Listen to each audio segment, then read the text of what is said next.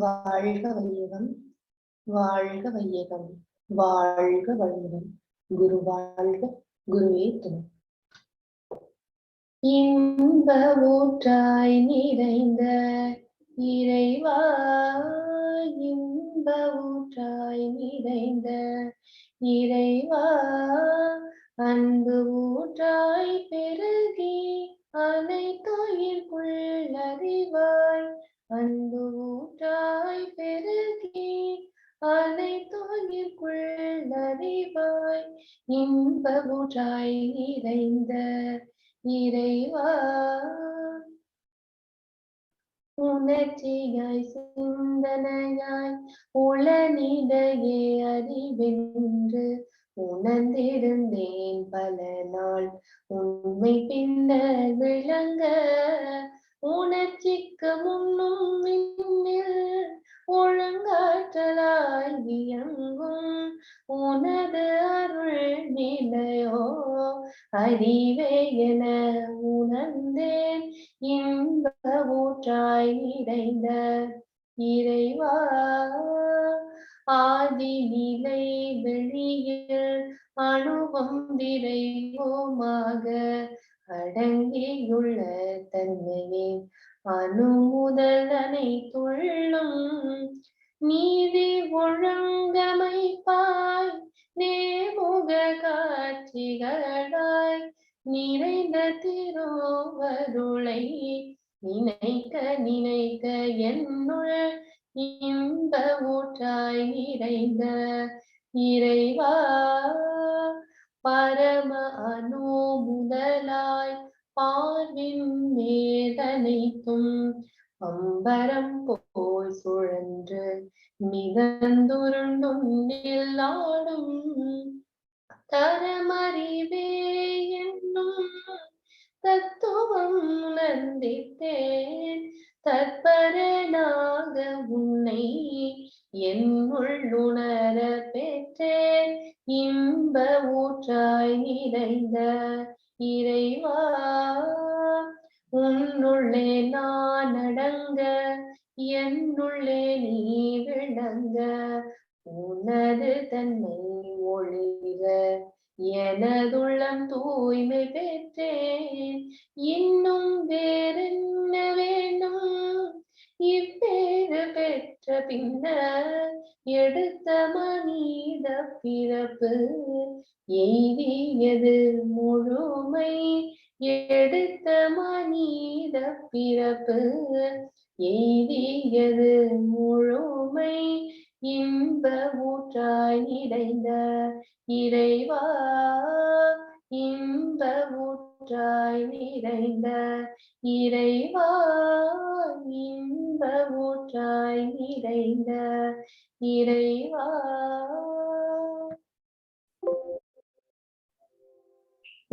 வணக்கம்.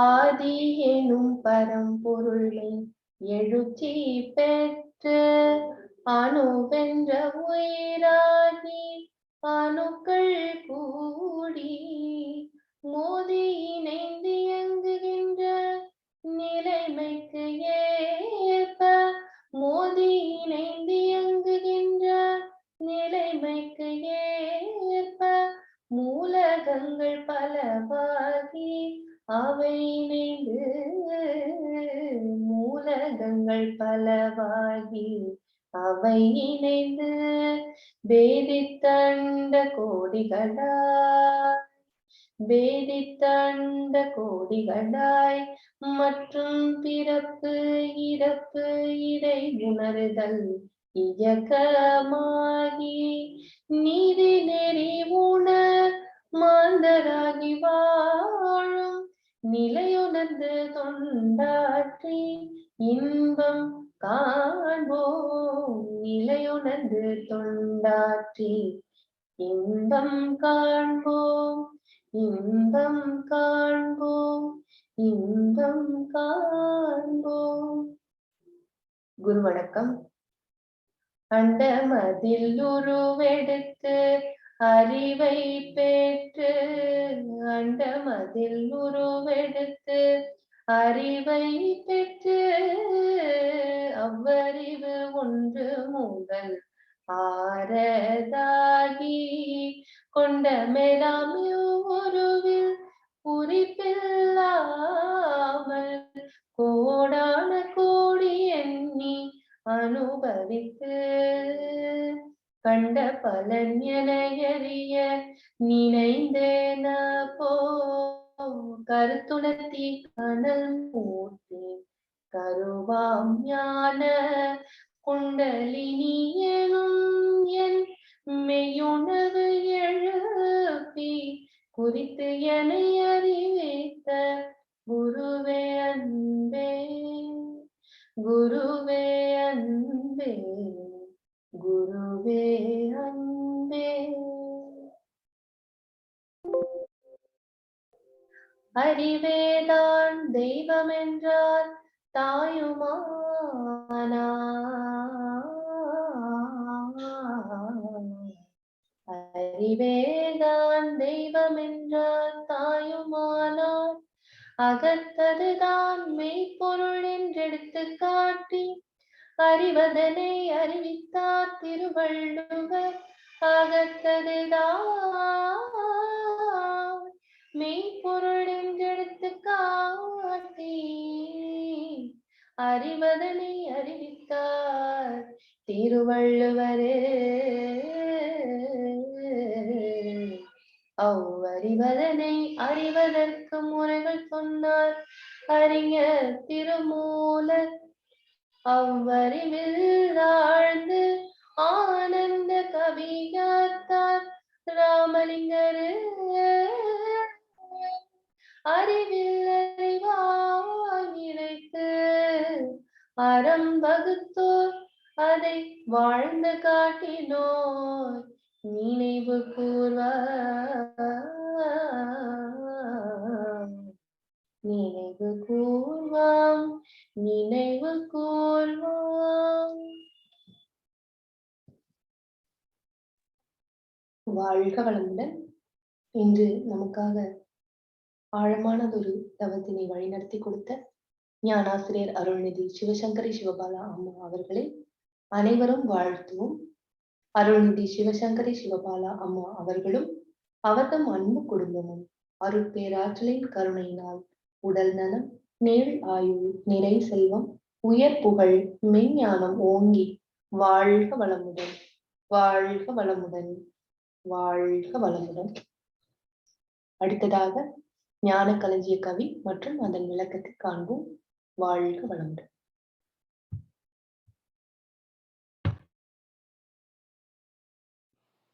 வாழ்க வையகம், வாழ்க வையகம், வாழ்க வளமுடன். குரு வாழ்க, குருவே துணை. ஞானக்களஞ்சிய கவி. துறவு முத்திரையில் மோசம். வேடமிட்ட துறவிகளால் விளையும் தீங்கை விவரிக்க முடியாது கொஞ்சமல்ல. சீடர்களாய் பலர் சேர்வர் பக்தியாலே சிந்திக்கும் மாற்றலில்லா அன்னார் நம்ப ஜோடனைகள் சித்துக்கள் செய்து காட்டி சொல்வன்மையால் பொருளை கவர்ந்து கொள்வார். நாடறிந்த உண்மை இது பல பேர் கற்பை நய வஞ்சகத்திற்கு இழந்து வருந்துகின்றார், இழந்து வருந்துகின்றார். நன்றி. வாழ்க வளமுடன். Good morning everyone. Be blessed by the divine. Everything in this world has a value of its own, depending on its utility. When the collective efforts of the people who strived to produce it is taken into consideration, the value goes up. The value of any object depends on its utility and not because we possess it.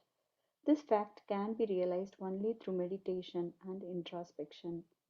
All of us who have mastered the art with the help of a guru are truly blessed.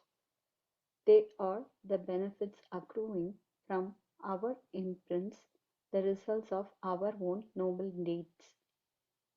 The guru is not someone who happened to drop in, but someone to whom our actions, our own actions, have led to.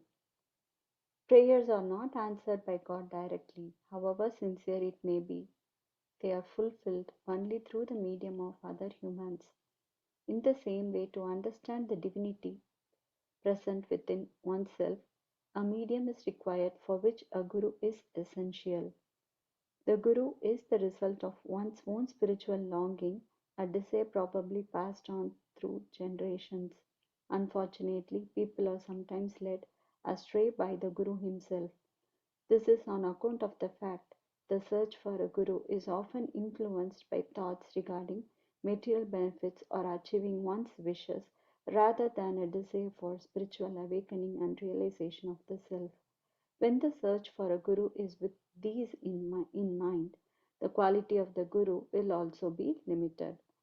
A genuine search for a guru will never go futile, but the search within oneself will be more effective, for we come to understand the omnipresent nature of the divine and the fact that everything is the result of our own actions fructifying in time.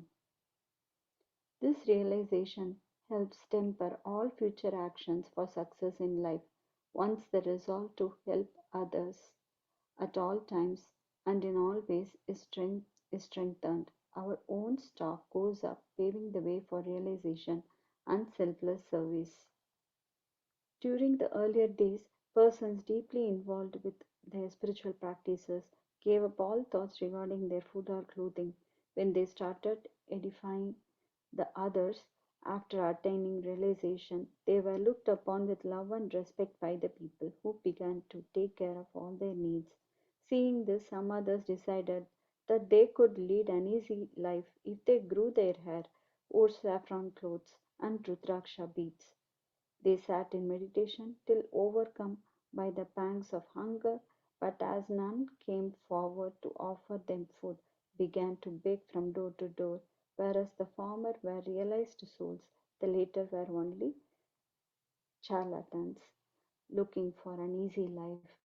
In the case of the realized persons, the omnipresent Absolute acted through their thought force and took care of their needs.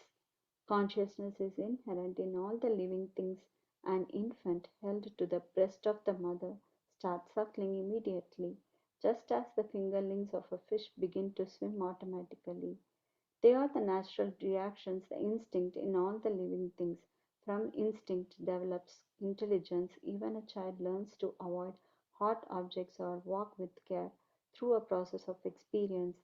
Out of these grows knowledge, where besides the intelligence developed through one's own experiences, the information imparted by the others are also incorporated to create a depository of information. After all this comes intuition, the ability to understand the self and everything else in the universe, inherent in all, but unfortunately never put to use. It is said that God speaks when we are silent. This is intuition. What it really means is that constant talk keeps us unaware of the subtle thoughts arising within, just as the beating of a drum drowns all the other sounds nearby. Knowledge dawns only when the five senses are under control. It can be compared to a house with two floors with a common plumbing, where the inlets are on the lower floor. The water to the upper floor stops flowing when the taps in the lower one are kept open. Because water doesn't flow merely because the taps are open, there has to be sufficient pressure in the lines. The taps on the lower floor have to be shut off and the lines maintained free of blockages to ensure supply to the upper floor. In the same manner, truth remains elusive as long as the five senses are preoccupied with the material pursuits. Physical senses without the mental acumen to see the world in proper perspective is useless. By Tirukural. People who have run away from their homes and donned saffron clothes as a sign of protest are regarded as realized souls by the people who are ready to prostrate and pay obeisance to them. Besides taking care of all their needs, they are charlatans without real knowledge. To be free of such a situation, to liberate oneself from all illusions, the five senses have to work in harmony with the nature. We are fortunate in that we have been able to realize the truth inherent in us and benefit from the knowledge, a blessing denied for many. Thank you all for the opportunity. Be blessed by the divine.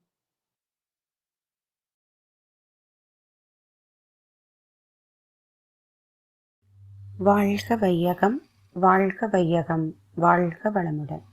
குரு வாழ்க, குருவே துணை. ஆசான் அருட்தந்தை வேதாத்ரி மகரிஷி அவர்கள் நம்மோடு சூக்குமமாக நிறைந்து நம்மை என்றென்றும் வழிநடத்துவாராக.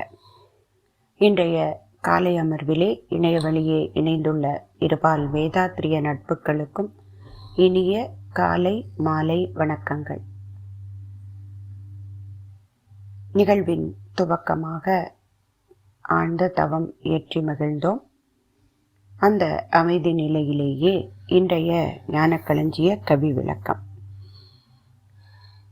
இன்றைய கவி பக்தியின் மயக்கம் அப்படிங்கிற தலைப்பில் மகரிஷி ஒரு சில பாடல்களை கொடுத்துருக்காங்க. அந்த பாடல்களில் ஒன்று தான் பக்தி யோகம்.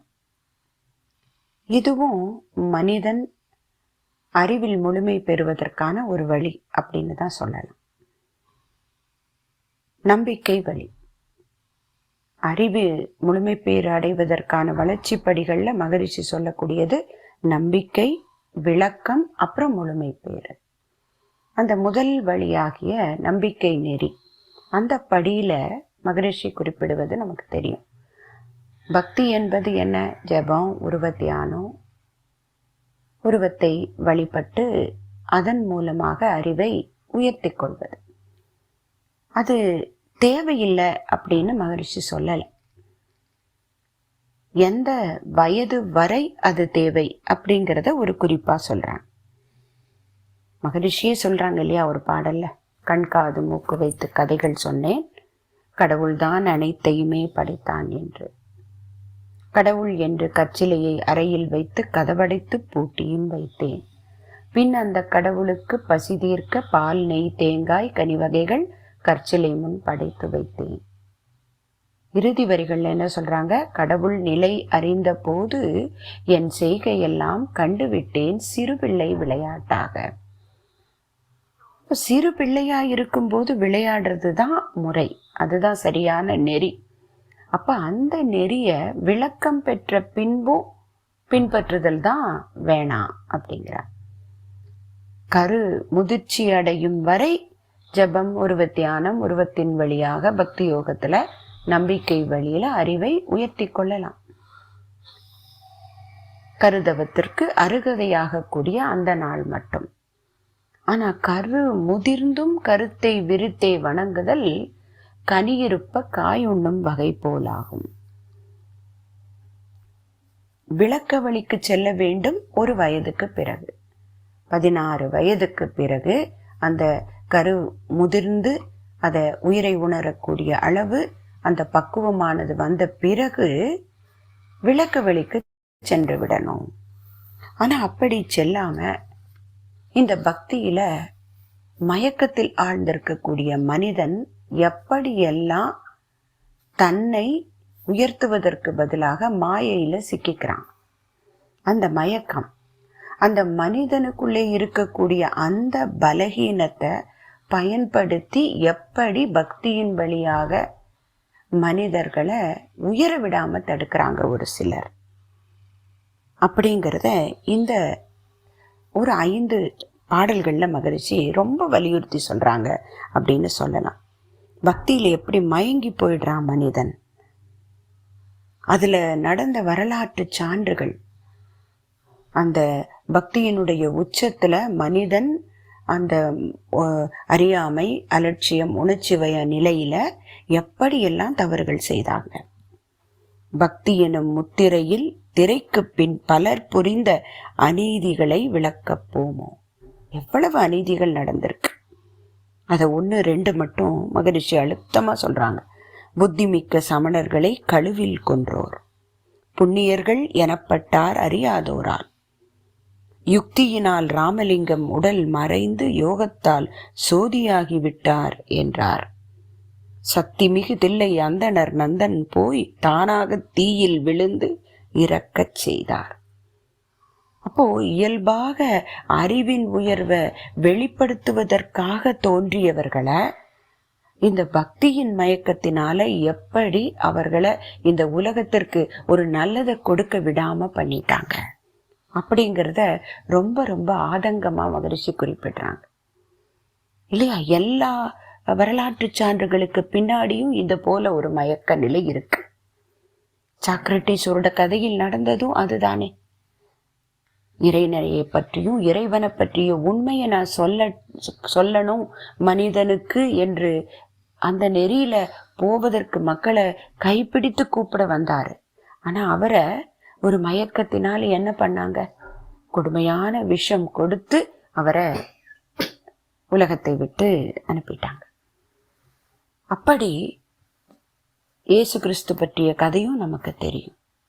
அப்படி நல்லது செய்தவர்களை எல்லாம் மனிதனை மயக்கத்திலிருந்து விடுபடுத்தி உயர்நிலைக்கு கொண்டு செல்ல வேண்டும் என்ற நெறிய கையில வச்சிருந்தவங்களை இந்த பக்தியின் மயக்கம் என்ன செய்ததுங்க, ஒரு நல்ல நிலைக்கு செல்ல விடாமல் தடை செய்து விட்டது. அது மட்டுமல்ல, எந்த விதமான ஆராய்ச்சி இல்லாம கதைகளை அப்படியே நம்ப தொடங்கினாங்க. மகரிஷி மனித மனதினுடைய நிலைகள்ல சொல்லுவாங்க இல்லையா, உணர்ச்சி, அதனால ஒரு தேவை, முயற்சி, செயல், விளைவு, அனுபவம், அனுபவம், அதற்கப்புறம் இறுதியா 3 நிலை சொல்லுவாங்களே, ஆராய்ச்சி, தெளிவு, முடிவு. அந்த ஆராய்ச்சி என்ற தெளிவு நிலை, அந்த நிலைக்கு மனித மனம் செல்லாததுனால மனிதர்கள் மயக்கத்துல என்ன சொன்னாலும் நம்ப தொடங்கினாங்க. அதுல இருக்கக்கூடிய எதிர்மறை விஷயங்களை புரிந்து கொள்ளல. அதையும் மகரிஷி அடுத்து ஒரு பாடல்ல வரலாற்று சான்றுகளை பற்றியும் சொல்றாங்க. ஒரு மனுநீதி சோழனை பற்றி நம்ம சொல்லுவோம் இல்லையா. ஒரு பசு தன்னுடைய கன்றின் மேல அந்த ராஜாவுடைய பையன் வந்து தேரை ஏற்றி அதை கொன்னுட்டான் அப்படிங்கிறதுக்காக வந்து நியாயம் கேட்டது. உடனே அவர் என்ன செஞ்சாராம், அந்த தன்னுடைய மகனை தேர்காலில் இட்டு கொன்றார். கற்ற அறிவை இழந்து சோழ மன்னன் கதற கதற மகனை தேரால் கொன்றான். மற்றவர்கள் மனு நீதி நிலைத்ததென்றார். மயக்கத்தால் வல்லாளன் மணந்த நல்லால் நற்றவத்தால் ஆண்டியினால் கற்பிழந்தாள். நல்ல அறம் இதுவென்று சான்று கூறி கொற்றவனை புகழ்ந்தார்கள். இவற்றை போன்று கொடிய பாவச் செயல்கள் பல உணர்வீர். எல்லாவற்றையும் ஆராய்ச்சி செய்து பார்க்கறாங்க மகரிஷி இல்லையா. ஒரு சரித்திர சான்றுகளாக மனிதர்களை முன்னேற்றுவதற்காக சொல்ல வேண்டிய கதைகள், சொல்லப்பட்ட கதைகள், அதற்கு பின்னாடி இருக்கக்கூடிய மாறான விஷயங்களை மனிதன் உணரவே இல்லை. முல்லைக்கு தேர் கொடுத்தார் பாரி அப்படின்னு சொல்றாங்க. அப்போ அதை மகரிஷி எப்படி விளக்குறாங்க பாருங்க. சிற்பிகளின் அறிவும் கைத்திறனும் ஒன்றாய் சேர்ந்து உருவான விலையுயர்ந்த தேரை அற்ப ஒரு பூங்கடிக்கு படரவிட்ட அறியாமை ஈகை என மதிக்கலாச்சு. தற்கொலைகள், கொலைகள் பல மோட்சமாச்சு. அப்போ அதனால இந்த உலகத்துல என்ன நடந்தது, ஏமாற்று செயல்கள் எல்லாம் அற்புதங்கள் ஆயிற்று. அதனால மனிதர்கள் என்ன பண்ணினாங்க, அவர்களுடைய அறிவு மயக்கச் சேற்றில் ஆழ்ந்து விட்டது. அப்போ இந்த பக்தி யோகத்தின் மூலமாக மனிதர்களை உயர்வு நிலைக்கு, அடுத்த விளக்க நிலைக்கு கொண்டு செல்ல வேண்டிய உயர்ந்தவர்கள், துறவிகள், ஒரு சிலர் அதை மறந்து மயக்கத்தால் எப்படி அந்த போர்வையில மனித குலத்திற்கு நாசம் விளைவிக்கின்றார்கள் என்பதை இந்த பாடல்ல துறவு முத்திரையில் மோசம் என்ற பாடல்லையும் போலி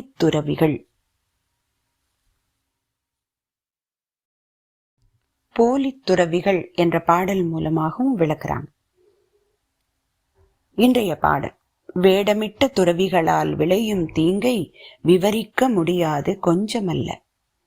சீடர்களாய் பலர் சேர்வர் பக்தியாலே சிந்திக்கும் ஆற்றலில்லா அன்னார் நம்ப சோடனைகள் சித்துக்கள் செய்து காட்டி சொல்வன்மையால் பொருளை கவர்ந்து கொள்வார். நாடறிந்த உண்மை இது. பல பேர் கற்பை நயவஞ்சகத்திற்கு இழந்து வருந்துகின்றார். எவ்வளவு ஒரு என்ன சொல்றது, உலகத்துல நடக்கக்கூடிய விஷயங்களை எவ்வளவு அழகாக அருமையான வார்த்தைகளால விளக்குறாங்க பாருங்க. இந்த பாடல்ல குறிப்பிடப்பட்டிருக்கிற எல்லாம் இன்று வரைக்கும் நடந்து கொண்டுதானங்க இருக்குது. அந்த துறவு அப்படிங்கிற ஒரு விஷயத்த உணர்ந்து வாழ்க்கையில மனித குலத்தை முன்னேற்றுவதற்காகவே பிறந்த மகான்களுக்கு நடுவே இந்த துறவு என்பதை ஒரு வேடமாக போட்டுக்கொண்டு அந்த வேடத்தின் பின்னாடி எப்படியெல்லாம் மோசம் செய்யப்படுகிறது. அவர்கள் கிட்ட பக்தியால பல மனிதர்கள் சீடர்களா சேர்றாங்க. ஆனா அவங்களுடைய சிந்தனையை உயர்த்துவதற்கு பதிலாக தன்னை உயர்த்தி கொள்ளக்கூடிய வகையிலே பல சித்துக்களும் ஒரு கண்கட்டு வித்தை போல அவர்களை நம்ப வைக்கிறதுக்கு, அவர்களை மயங்க வைக்கிறதுக்கு சில அற்புதங்களை நடத்துற மாதிரி நடத்தி அதனால் அந்த சீடர்களுடைய அறிவை மழுங்க வச்சிடுறாங்க. அவர்களுடைய சொல்வன்மையால் பேச்சின் மூலமாக மக்களை மயக்கி அவர்களுடைய பொருளை கவர்கிறார்கள். இன்னி வரைக்கும் இது நடந்து கொண்டுதானங்க இருக்குது. நமக்கு எல்லாருக்கும் தெரியும். இதை எல்லாத்தையும் கடந்துதான் வரோம். அப்போ மகரிஷி எவ்வளவு ஆதங்கப்பட்டு சொல்றாங்க பாருங்க. ஒரு இந்த உலகத்தில் தோன்றிய ஒரு மனிதனிடம் ஒரு உயர்ந்த சக்தியை இறைநிலை கொடுத்தது என்றால் அதை கொண்டு பல பேரோட வாழ்க்கையில அந்த ஞான ஒளியை ஏற்றி அவர்களை உயர்த்தணும் அப்படிங்கறதான அதனோட அடிப்படை.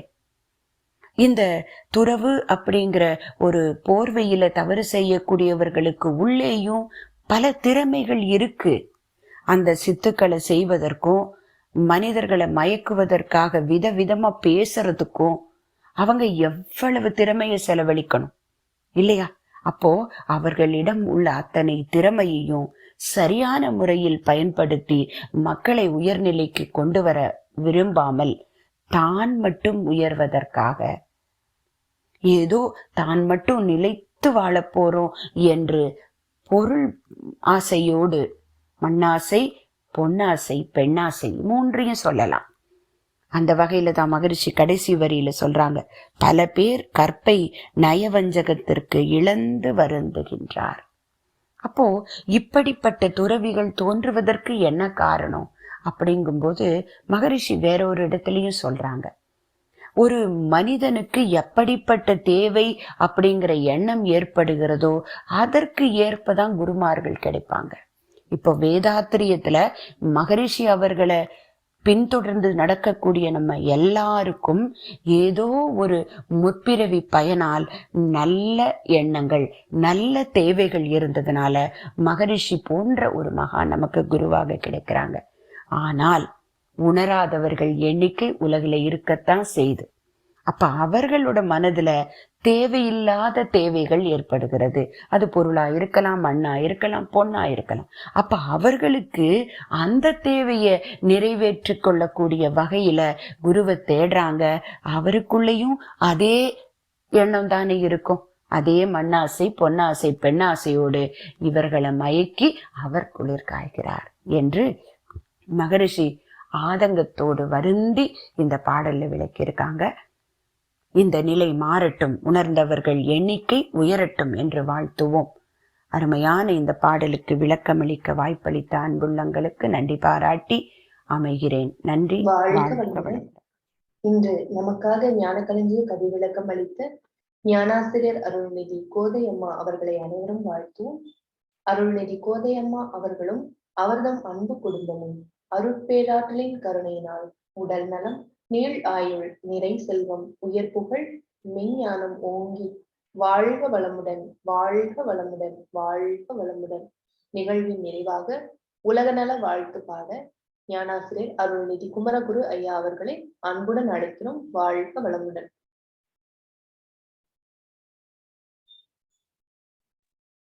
உலக நல வாழ்த்து. உலகமெல்லாம் பருவமழை ஒத்தபடி பெய்யட்டும், உழவரெல்லாம் தானியத்தை உவப்புடனே பெருக்கட்டும், பல தொழில்கள் புரிகின்ற பாட்டாளி உயரட்டும், பகுத்துணர்வில் தொகுத்துணர்வு பண்பாட்டை உயர்த்தட்டும், கலகங்கள் போட்டி பகை கடந்த ஆட்சி நடக்கட்டும், கல்லாமை கடன் வறுமை களங்கங்கள் மறையட்டும், நலவாழ்வை அளிக்கும் மெய் ஞான ஒளி வீசட்டும், நம் கடமை அறவாழ்வின் நாட்டத்தே சிறக்கட்டும், நம் கடமை அறவாழ்வின் நாட்டத்தே சிறக்கட்டும்.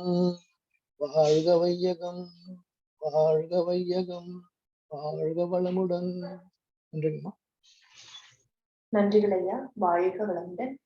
இன்றைய தவத்தில் கலந்து கொண்ட அன்பர்கள், தவத்தினை வழிநடத்தி தந்து நற்சிந்தனை வழங்கிய ஞானாசிரியர்கள் மற்றும் பாடல்கள் பாடிய அன்பர்கள், நிகழ்வை ஒருங்கிணைத்தவர் அனைவரும் வாழ்க வளமுடன். அவர்தம் அன்பு குடும்பம் உடல் நலம், மனவளம், பொருள் வளம், அருட்தொண்டு, ஆன்மீக தொண்டு வாழ்க வளமுடன், வாழ்க வளமுடன், வாழ்க வளமுடன். இத்துடன் இன்றைய காலை நிகழ்வு இறை அருளாலும் குருவருளாலும் இனிதே நிறைவடைகின்றது. வாழ்க வையகம், வாழ்க வையகம், வாழ்க வளமுடன்.